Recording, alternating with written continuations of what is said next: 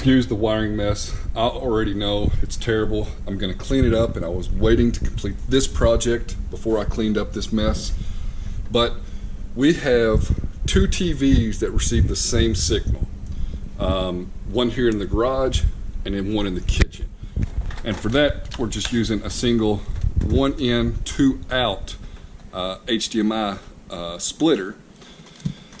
And the reason we're doing this is because we just, we watch this TV an hour or so a day.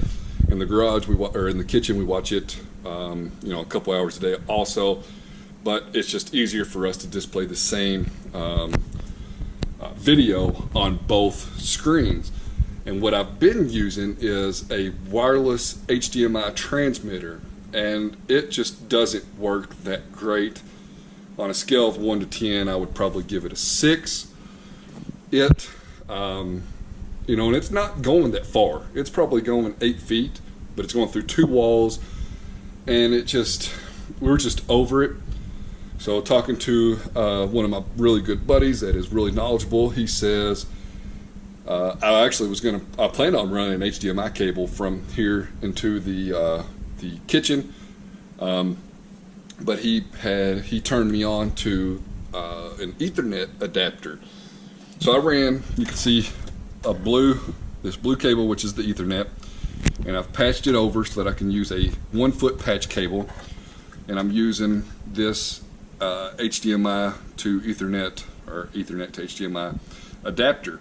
And it's great because I'm coming off of my HDMI splitter, I'm going into it, and I've got power supplied to it, patch cable down to the termination end, and we're going into the wall down here in the garage.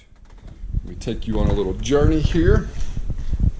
So from there, it worked out perfect because we just put flooring down, and I'm actually in the process of doing baseboards. So it comes in here, it's going to go behind the baseboard, behind the washing machine, and it comes out underneath this cabinet, runs along the wall here, cut a little hole in the wall, ran it up, and let's see if we can get some more light.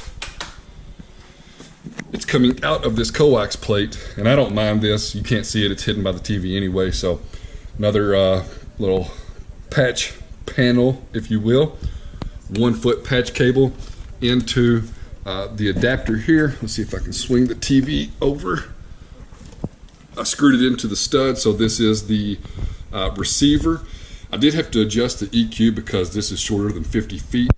But the good thing that I realized, and I didn't read the instructions whatsoever, but what I realized, and I was trying to clean up the power cable, is that you only have to supply power to one of these modules. Otherwise, it is a PoE, power over Ethernet device. So I don't have power plugged into this one. It's being supplied through the Ethernet cable into the box, from the box in the garage, HDMI cable going into the TV. It's working flawless. Now the issue that we had previously is that the TV worked with the wireless transmitter. Now, number one, I couldn't slide the TV back as far against the wall because I have this 4-inch wireless transmitter up here, like pointing towards the garage.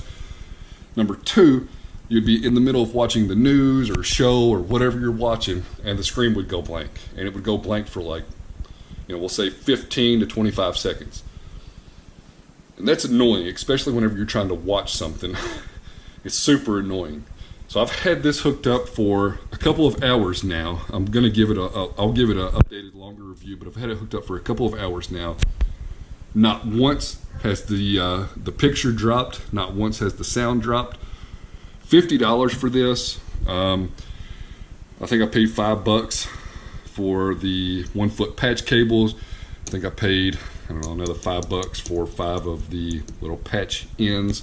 And I had Ethernet cable laying around, and then it just took time to run it. And again, I'm lucky that we have started flooring in the house, and I don't have the baseboards up yet. So highly recommend the Ethernet to HDMI adapter. My personal opinion, love it so far. Thanks for watching.